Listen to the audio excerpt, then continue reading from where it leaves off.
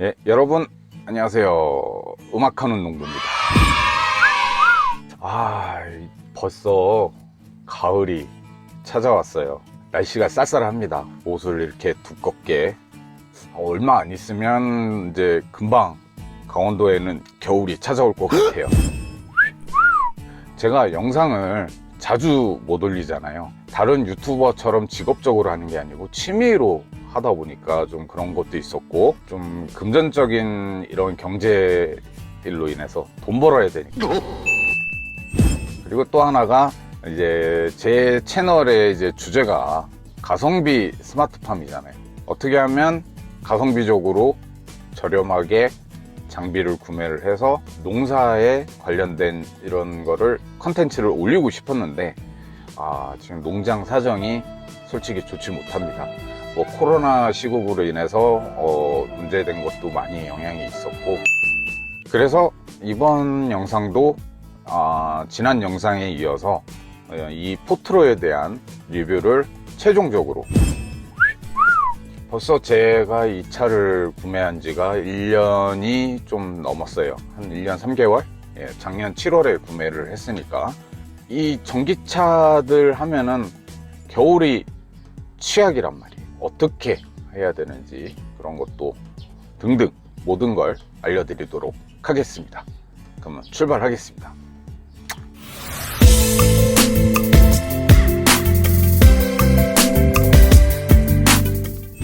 첫 번째로, 이 디피코 회사가 중국 차냐 국산이냐, 이거를 헷갈려 하시는 분들이 있어요. 차로 관련된 유튜버 분들도 있었고 뉴스에도 나와 있고 여러 가지 많이 있습니다. 거기에 대부분 보면은 이 디피코 차량이 거의 포함돼서 이제 많이 얘기가 나오더라고요. 대부분 이제 이런 초소형 전기차 같은 경우는 중국에서 부속을 사가지고 와서 수입해서 와가지고 우리나라에서 조립을 한 다음에 판매를 한다, 이런 내용들이 많이 있어요. 이 차도 중국 기업 차 아니야? 이런 거를 많이 오해하시더라고요. 제가 AS를 받으면서 본사를 여러 번 왔다 갔다 어요. 이 회사는 진짜 AS 하나는 끝내주거든요. 그러면서 여러 가지 많이 물어봤습니다. 강원도 횡성에 차를 제조하는 모든 공장이 다 갖춰져 있습니다. 우선 조립 공정부터 해서 자동화 시스템까지 해서 나중에 이제 사람이 조립해야 되는 부분, 그것도 전문으로 하시는 분들이 조립을 하고, 이렇게 해서 마지막 도색까지 해서 디자인까지 다, 이거는 거의 90% 국산차라고 보시면 되는 거고요. 오히려 반대로 원래 디피코는 이 전기차를 만들기 전에 중국에 있는 차에 대한 뭐 자동차 관련된 내연기관차라고 하더라고요. 전기차가 아니라 내연기관차 중에서도 진짜 승용차, 중형차, 뭐 SUV 등등 제작을 해서 중국으로 수출을 하는 기업이었다고 합니다. 그거에 대한 내용은 유튜브를 검색하시면 나올 겁니다. 저만 영상에 올리는 게 아니라 여러 유튜버들이 다 올리고 디피코 전문 채널에서도 그렇게 해서 올리고 있으니까 그 영상을 보시면 되는 거고요. 그래서 이 차는 국산차라는 거예요. 만약에 대기업하고 얘기를 한다면은 대기업 차도 100% 국산은 아니죠. 그 10%, 15%에 대한 중국산이라고 하는 거는 거의 반도체입니다. 어느 차든 간에 예전에 탔던 봉고3, 봉고3만 하더라도 모든 게 다 컴퓨터 반도체가 들어갑니다. 계기판 클러스터라던가, 그 다음에 요 디스플레이, 내비게이션이라던가 여러 가지 공조 장치 이런 것 등등이 다 들어갑니다. 지금 뭐 차들 보면은 전기차든 모든 차든 간에 지금 반도체 수급에 대한 문제 때문에 차를 좀 구매하고 이제 받으려면 한 몇 개월에서 뭐 최대 1년까지 간다고 그러더라고요. 그래서 중국차라기보다는 국산차에. 두 번째로 의문사항이 드는 거는, 이제 이 차가 정말 알다가도 모르겠다, 이해한 것 같기도 하고 아닌 것 같기도 하고.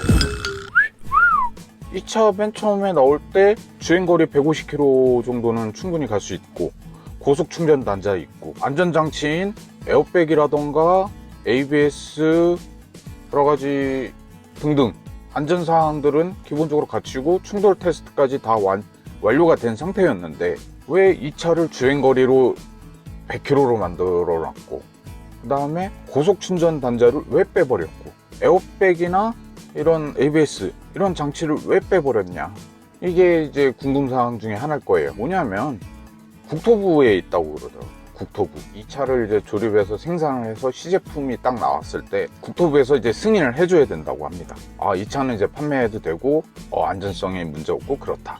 그게 진짜 재밌었던 게 초소형이라는 이 단어 하나 때문에. 초소형. 어쩔 수 없이 그 초소형 기준에 맞춰서 제작을 할 수밖에 없었다고 합니다. 그래서 맨 처음 시제품으로 나왔던 1세대 제품을 가지고 봤을 때는 고속 충전 단자 다 있고 완속도 되고, 그 다음에 ABS고 뭐고 간에 그 다음에 150km까지 다닐 수 있게끔.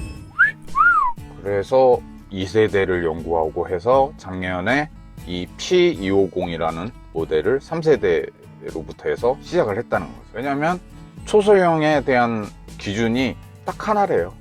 무게. 750kg 이하로 제조를 해라. 차 전체 무게를. 우선 배터리 빼야지.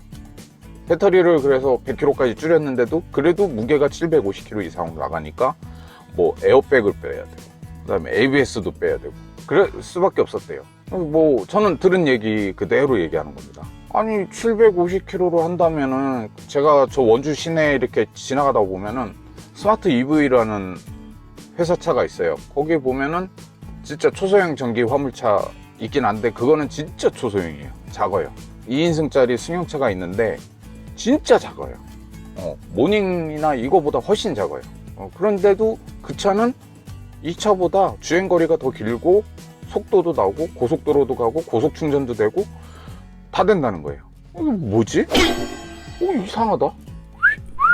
저도 그 부분이 이해가 안 된다는 거죠. 중국에다가 이 부속을 만들어서 중국 차를 할 수 있을 정도의 회사인데 이 차가 라보보다는 훨씬 넓습니다. 적재량도 넓고, 지난 영상에 말씀드렸죠. 속도도 원래는 100km까지 낼 수 있는 장치였습니다. 그런데 무게를 줄이다 보니까 모터도 최고 속도 70km까지 맞출 수 있을 정도에 대한 모터를 달았었던 거고, 충전기조차도 이 고속 충전 단자하고 완속 충전 단자하고 무게가 다르고 장착 방식도 틀리다고 합니다. 그러다 보니까 어쩔 수 없이 완속 충전으로 해서 100km밖에 못 달리는 도시 주행용으로 만들자, 이렇게 계획을 해서 나온 게 바로 21년형 P250입니다. 이제 이해하시겠죠?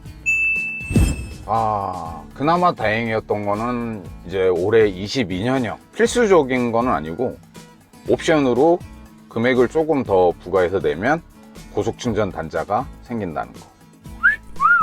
지금 강원도 원주만 해도 많은 차량들이 구매를 해서 많이 이용하고 있습니다. 이제 자주 눈에 띄어요.